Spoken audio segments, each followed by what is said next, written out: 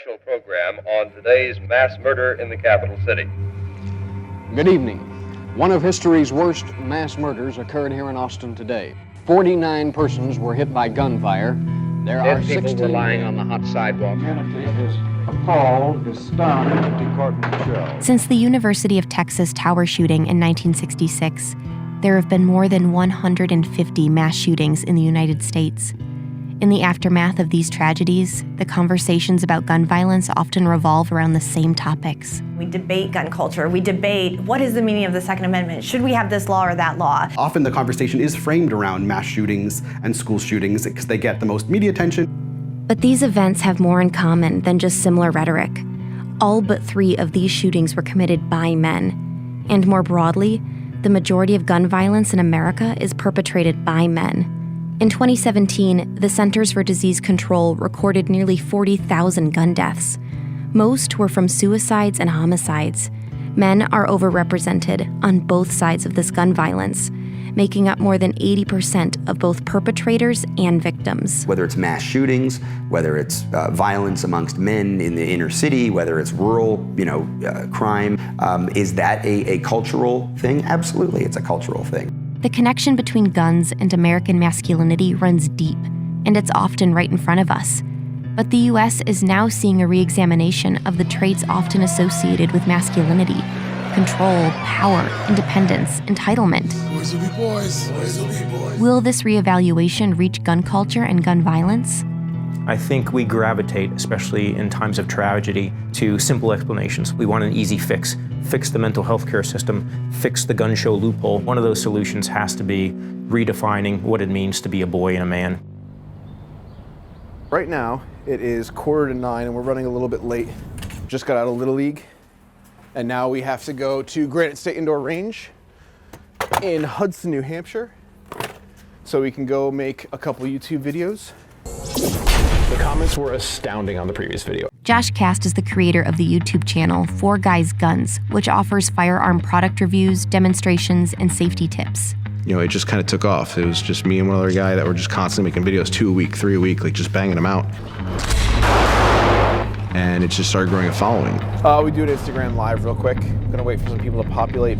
I don't think masculinity has a place as the focal point of the firearms conversation, but I do think it has a role because that's where we're at from a long lineage of where we get our knowledge from, where we get our experience from.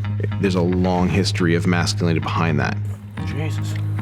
The misconceptions of a gun owner that I feel are very, very prevalent are like we're all, Molon Labe, come take it, and just anti-everything and super right wing. And I think a lot of it is it's a threatening of masculinity, like I don't have a large penis if I don't have a firearm. Can I say that? Sure, you can say that. I don't want you to say that. Manhood. Well, okay. Guns play into my identity with kind of like my gender role. I think inherently though, and genetically, there's caregivers and there's your fighters, your warriors. What is it about guns that gets linked to masculinity, or what is it about masculinity that guns address? That physical object matters. That is part of how you go through your everyday life, and how you affirm in your everyday life that you are a particular kind of person. At the heart of gun politics is masculinity politics. So guns are really symbols of protection and providing for men and their families, but they're also symbols of independence, and that's a broader, kind of bigger idea of what it means to be a man. Jennifer Carlson and Scott Melzer have studied the political and societal reasons for gun ownership. Here, buddy, it's all yours. And they have both completed in-depth research on society's expectations of men. The ideal forms of masculinity revolve around these ideas of men being in control and powerful. Homeownership, stable wages. Independent and tough and strong. All of these things were kind of packaged together as this kind of recipe for how to be a good man. Any failure at all can lead to your identity, your sense of masculinity being undermined. And certainly that's where we can see guns enter the picture. A gun is a way to still assert your relevance, your importance. These ideas can be seen in the gender divide in gun ownership. In 2017, 39% of American men reported owning a gun, compared to 22% of American women. Nearly half of white men are gun owners, while about a quarter of non-white men say they own a gun. And men as a whole are 5 times more likely to own a gun than women, even when taking other characteristics into account. We know that gender is the highest predictor of whether someone owns a gun. We know if we look at the data, who's getting concealed pistol licenses, who is owning guns, who has pro-gun attitudes, and men tend to dominate. Recording? You're the best. So if you are genetically wired to protect the herd, protect the tribe, to, hunt, gather, you're gonna see more men owning firearms than you would women simply for that fact alone. There are men who own firearms because they, grew up with this image of, that's part of manliness, right? Traditionally the protectors, traditionally the fighters, traditionally in control of things. 7.5. Rob Pincus teaches defensive shooting courses and is an advocate for gun rights. He's also an outspoken critic of the NRA, and at the organization's 2019 convention, he called for more financial transparency and criticized leadership for only representing certain types of gun owners.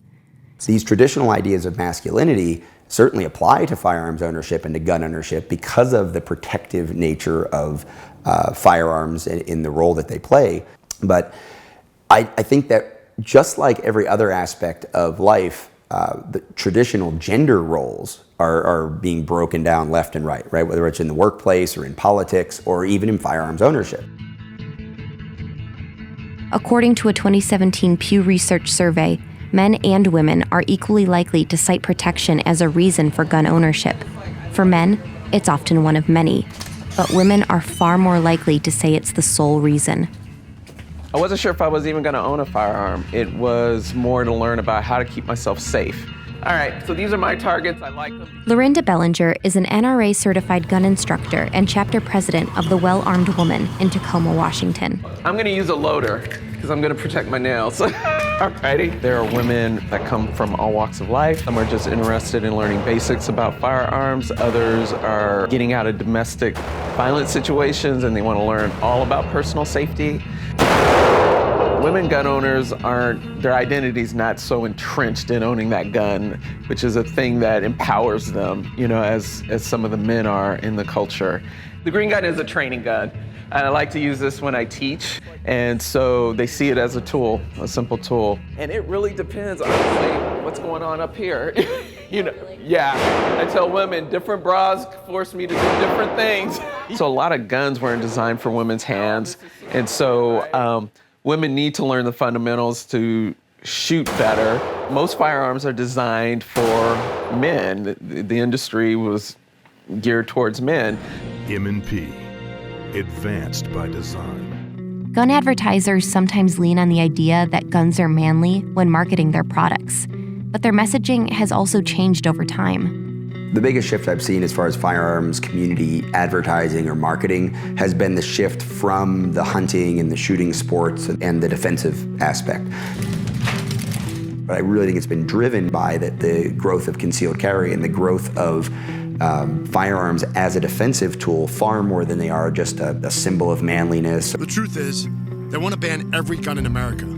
Unfortunately, the NRA has taken a shift to really, pandering in a lot of ways to a very small demographic. The only way we save our country and our freedom is to fight this violence of lies with the clenched fist of truth. So that image of the angry conservative gun owner, that helps perpetuate the stigma, the negative stigma of gun ownership as a scared, fearful, angry, person. From my cold, dead hands.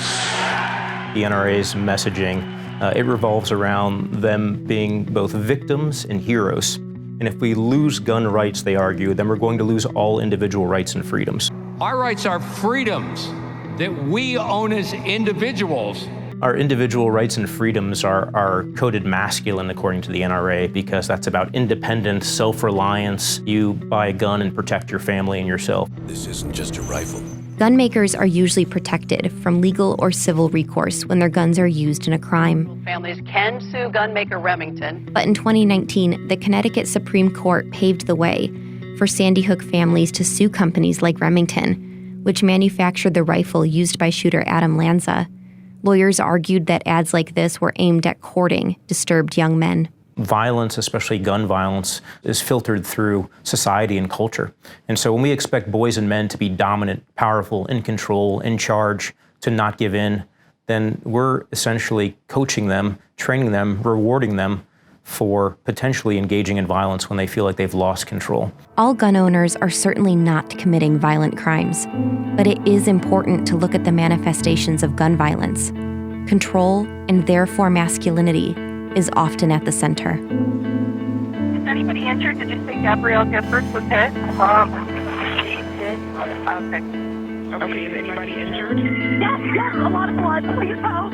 Mass shootings are the extreme example of gun violence. What is the location of your emergency? Call 911. Some of these shooters had violent tendencies, mental health issues, criminal records, or racist ideologies. In a matter of seconds, a country music festival turned tragic. Others were more elusive, and we still don't know why they did it. We do live in a culture in which we often associate masculinity with violence. Eric Madfis has studied the phenomenon of American mass shootings and the people who carry them out.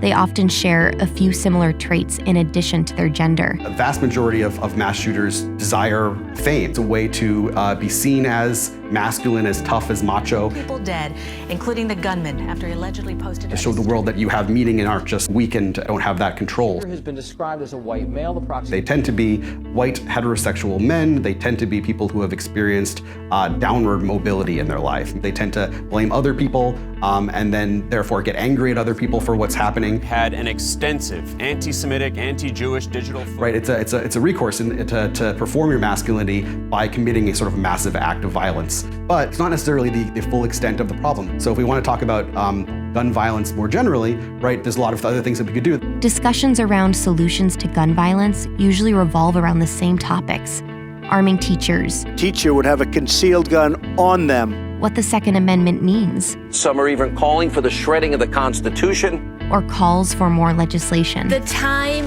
is now. But for many, the familiar debates seem no longer adequate. The current gun debate is a bunch of people at polar opposites screaming at the top of their lungs and not listening to what the other is saying. I am pro-gun, but I don't like this. And this is the hardest part, because I went through it when it came to Newtown. I have kids. How do you process that? The gun debate is what happens when we can't talk about feelings of vulnerability, trauma, grief. It's easier to talk about a physical object or a policy we don't like than it is to actually talk about the profound sense of vulnerability that is actually at the heart of the issue of guns and gun politics and gun violence in this country. We're having a very public discussion right now, a much needed one, about what does it mean to be a man? These ideals that say men should be stoic, we should suppress our emotions, we should be tough and strong at all times, in control of ourselves. Have we established ideals that are toxic for boys and men themselves and also for those around them? When we ignore the role of masculinity when talking about gun violence and mass shootings, then we're ignoring some of the causes of that gun violence.